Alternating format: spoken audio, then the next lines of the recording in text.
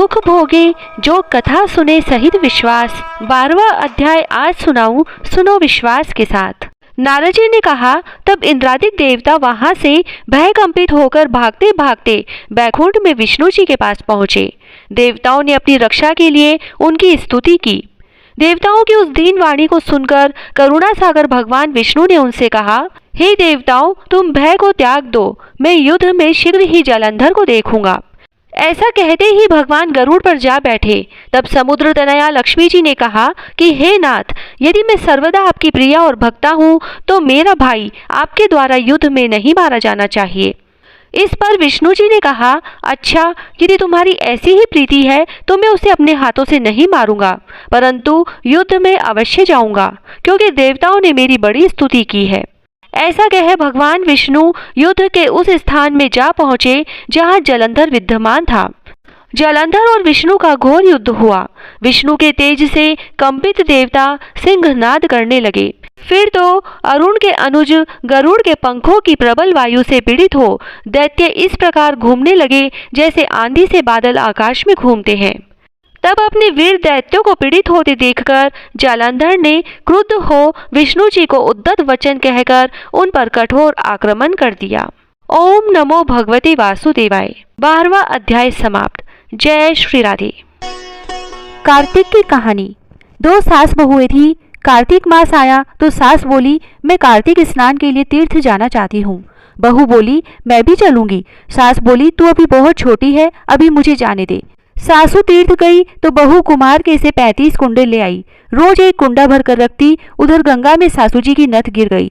बहू कुंडे में नहाती हुई बोली, सासू नहावे उंडे, मैं नहाऊं कुंडे। इतने में गंगा की धारा कुंडे में आ गई। साथ में सासू जी की नथ भी आ गई। बहू ने नथ पहचान ली और अपनी नाक में पहन ली। महीना पूरा हुआ, सासू जी आई। बहू सामे लेने लगी तो सास नथ देखकर बोली कि तू यह कहाँ से लाई? तो बहू बोली, यह तो मेरे कुंडे में गंगा की धारा के साथ आ गई। पर सास ने कुछ ध्यान नहीं दिया। फिर सास बोली कि मुझे ब्राह्मण भोज करना है। तो बहू बोली कि सासू जी, 2 ब्राह्मण मेरे भी जिमा दो, मैंने भी कार्तिक स्नान किया है। तब सास ने कहा कि तूने कहाँ कार्तिक स्नान किया?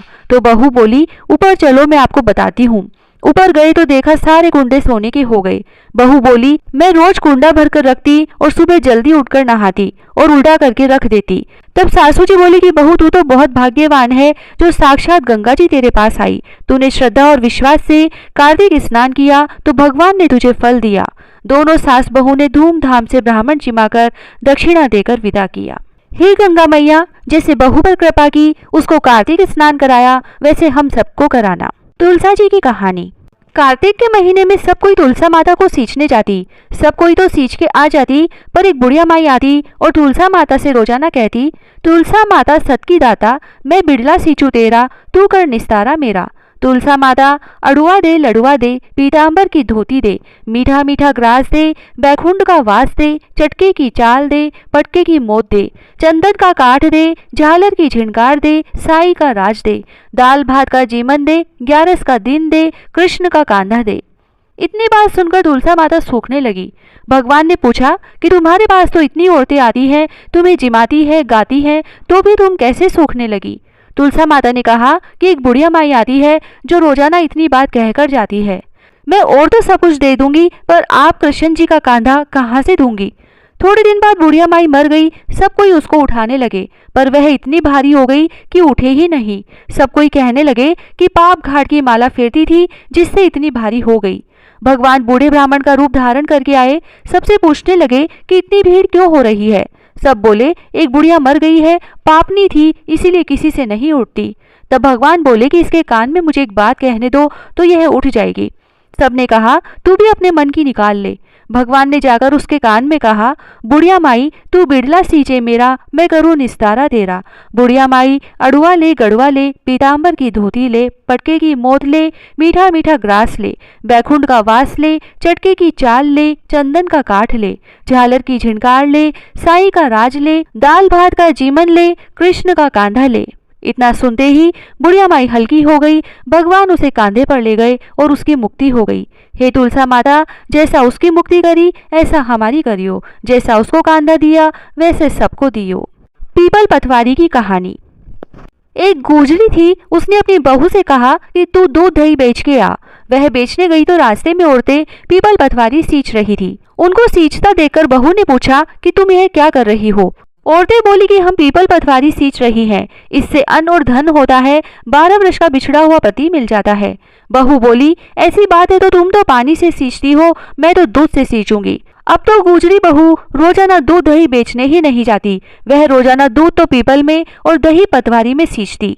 सास दूध दही का दाम मांगती तो कह देती कि महीना पूरा हो जाने पर दे दूंगी। कार्तिक का महीना पूरा हो गया, पूनम का दिन आया। बहू पीपल पटवारी के पास जाकर बैठ गई। पटवारी ने पूछा कि तुम मेरे पास क्यों बैठ गई। तब बहू बोली कि सासू दूध दही का दाम मांगेगी। पीपल पटवारी बोली कि मेरे पास क्या दाम रखा है, ये भरा डिंडा पान पतुरा है, इसको ले जा। बहू ने वही ले जाकर कोठरी में रख दिया और डर के मारे कपड़ा ओढ़कर सो गई। सासू बोली कि बहू पैसे ला। बहू बोली कि कोठरी में रखा है। सासू ने कोठरी खोल के देखी तो हीरा मोती जगमगा रहे हैं। सासू बोली कि बहू इतना धन कहाँ से लाई। बहू ने आकर देखा तो सच्ची में ही धन भरा हुआ है। बहू ने सासू को सारी बात बता दी। सास ने कहा कि अब की कार्तिक में मैं भी पटवारी सींचूंगी। कार्तिक आया, सास दूध दही तो बेचकर आ जाती और हांडी धोकर पीपल पटवारी में चढ़ा देती। आकर बहू से कहती कि मेरे से दाम मांग। तब बहू कहती, सासू जी कोई बहू भी दाम मांगती है क्या। पर सासू कहती कि तू मांग। बहू बोली कि सासू जी पैसे लाओ, तो वह पीपल पटवारी के पास जाकर बैठ गई। पीपल पटवारी ने सासू को भी पान पतूरा भरा डिंडा दे दिया। उसने वही ले जाकर कोठरी में रख दिया। बहू ने खोलकर देखा तो उसमें कीड़े मकोड़े बिलबिला रहे हैं। बहू ने कहा, सासू जी यह क्या है। तब सास ने आकर देखा और बोलने लगी कि पीपल पटवारी तो बड़ी दोगली पटपीटन है, इसको तो धन दिया और मुझको कीड़ा मकोड़ा दिया। तब सब कोई बोलने लगे कि बहू तो सत की भूखी सींचे थी, तुम धन की भूखी सींची। हे पटवारी माता, जैसा बहू को दिया वैसा सबको देना, जैसा सास को दिया वैसा किसी को मत देना। विनायक जी की कहानी। एक बुढ़िया माई थी, वह मिट्टी के गणेश जी की पूजा करती थी। वह मिट्टी के गणेश जी रोज बनाती, रोज गल जाते। सामने एक सेठ का मकान बन रहा था तो वह वहां जाकर बोली कि पत्थर का गणेश बना दो।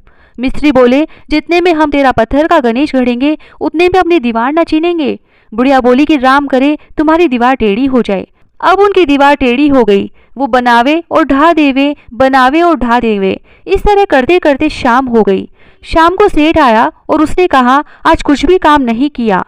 तो मिस्त्री कहने लगे कि एक बुढ़िया आई थी, वो कह रही थी कि मेरा पत्थर का गणेश गढ़ दो। हमने नहीं गढ़ा तो उसने कहा कि तुम्हारी दीवार टेढ़ी हो जाए, जब से दीवार सीधी ही नहीं बन रही। सेठ ने बुढ़िया को बुलवाया और कहा कि हम तुझे सोने का गणेश मढ़ देंगे, हमारी दीवार सीधी कर दो। सेठ ने बुढ़िया को सोने का गणेश मढ़वा दिया और सेठ जी की दीवार सीधी हो गई। हे विनायक जी महाराज, जैसे सेठ की दीवार सीधी करी वैसे सबकी करना। कहता न सुनता न हुकारा भरता ने सारे परिवार की रक्षा करना। हे कार्तिक महाराज, सबकी मनोकामनाएं पूरी करना, सबकी रक्षा करना। लपसी तपसी की कहानी। एक लपसी था, एक तपसी था। तपसी तो भगवान की तपस्या करता। लपसी रोजाना 1.25 सेर का हलवा बनाकर भगवान को भोग लगाकर टाली हिलाकर जीम लेता। एक दिन दोनों में झगड़ा हो गया। लपसी बोला मैं बड़ा, तपसी बोला मैं बड़ा, क्योंकि मैं भगवान की तपस्या करता हूँ। नारद जी बोले कि तुम्हारा फैसला मैं करूंगा। दूसरे दिन तपसी नहाकर आने लगा तो नारद जी ने 1.25 करोड़ का मुंदड़ा तपसी के आगे गिरा दिया। उसने आंख खोलकर देखा तो मुंदड़ा पड़ा था। उसने उठाकर पैर के नीचे दबा लिया और तपस्या करने लगा।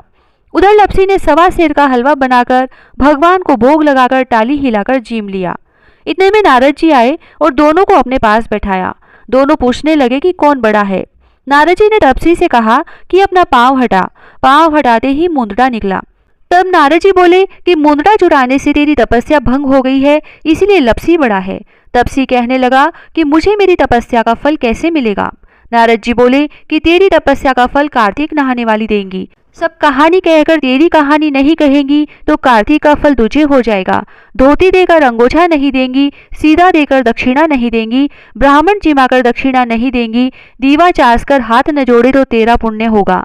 कपड़ा देके बटन न लगावे, दाहिने हाथ नाड़ा बांधे तो सबका फल तुम्हें हो जाएगा। और इतना कहकर नारद जी चले गए। लपसी को फल लपसी ने हो जो, तपसी को फल तपसी ने हो जो, माँ की कथा कहानी को फल माँ ने हो जो। जय श्री राधे।